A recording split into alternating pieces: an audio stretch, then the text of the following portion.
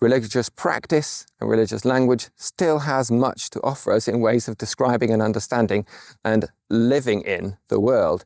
In other words, it's still useful. No analogy is correct, but the big question is which analogies are useful.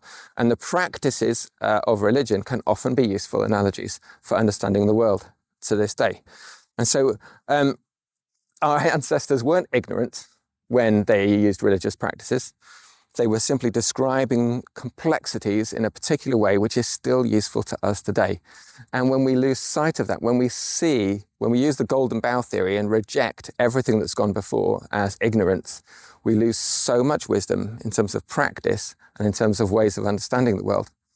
And so I completely reject that idea, the idea that religion is ignorant and science is enlightened, and would much rather affirm the idea that we continue to use both science and ritual and spiritual thinking in order to understand and, more importantly, act and move in the world. If you're enjoying these videos, do have a look at my channel and see what other videos there are on offer.